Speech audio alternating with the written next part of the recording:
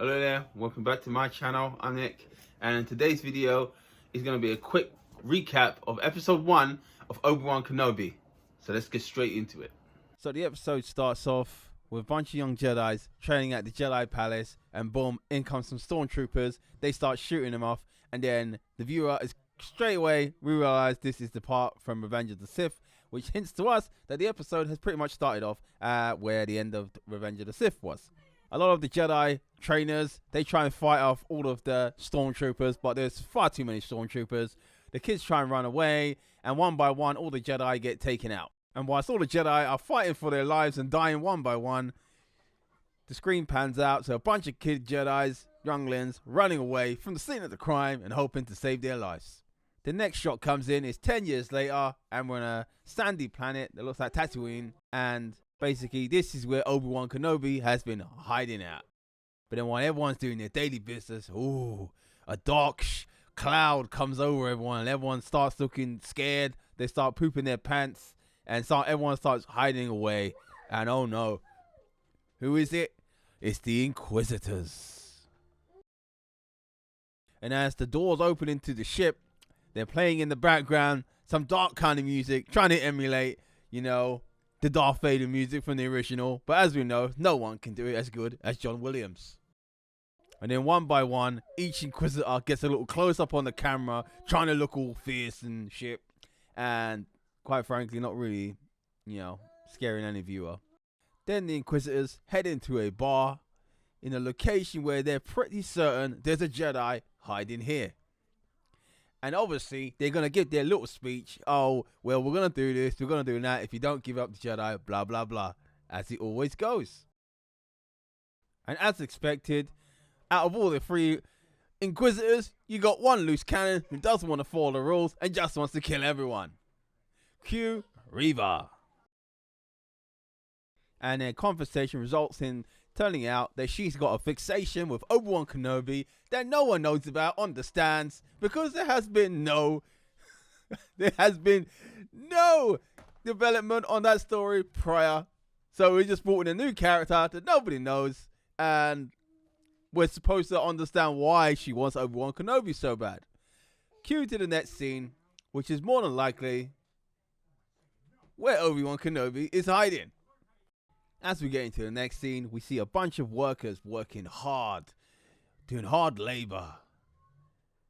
What looks like they're slicing meat, and it appears this is where Obi-Wan Kenobi is hiding, doing hard labor as a civilian.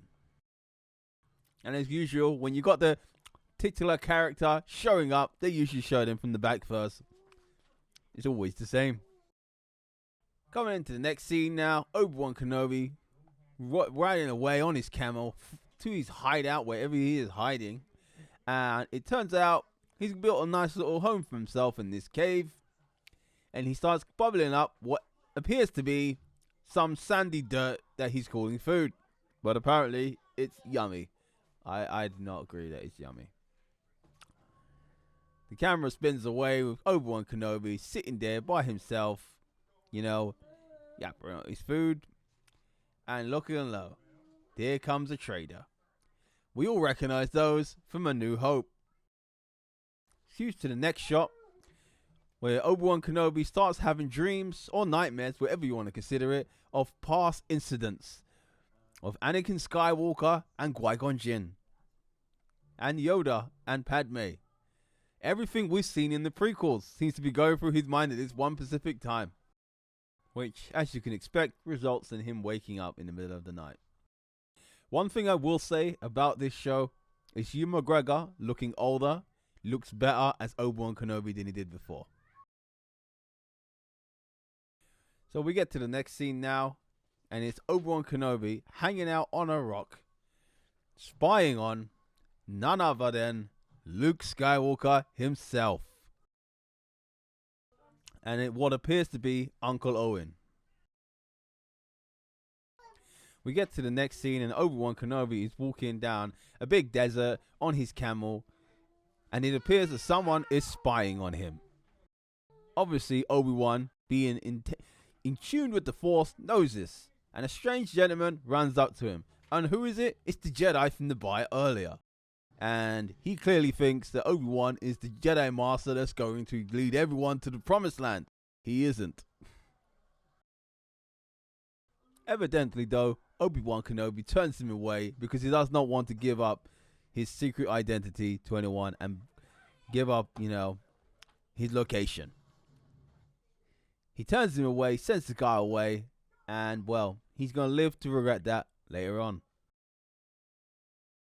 We get to the next scene, and it's a much upbeat music in the background, and a little girl is getting dressed up. One can only assume it's Princess Leia. And then you see the hair, and it pretty much confirms that this is a young Princess Leia.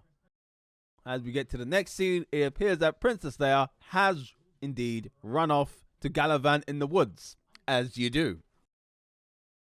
We get to the next scene, and the Inquisitors have stopped and lined up everyone in the town to try and find the Jedis.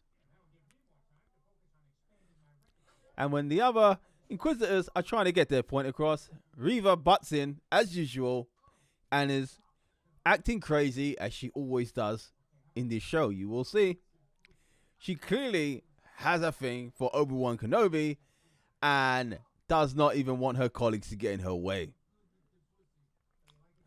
She goes ahead, chops off a poor woman's hand off while Obi-Wan looks in the background and basically is thinking, oh my god, who the hell are they?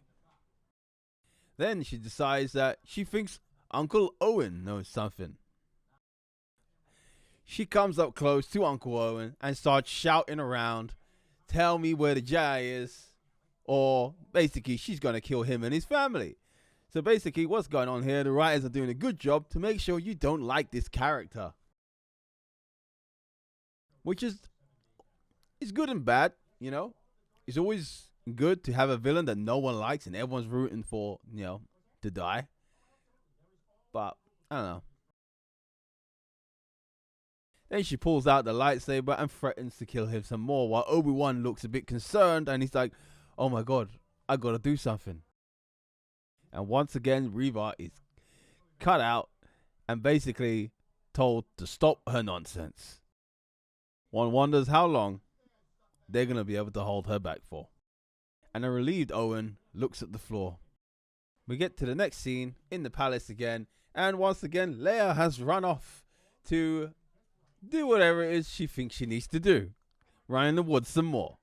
But this time, when she gets to the woods, she has company. And that company is in the form of Red Hot Chili Peppers bassist Flea, the man that doesn't age. And as he walks to her, two men come behind her, which begins the worst chase in television history. This tiny little girl outruns these two giant men for ages. And it's the most embarrassing scene I think I've ever seen in a Star Wars production.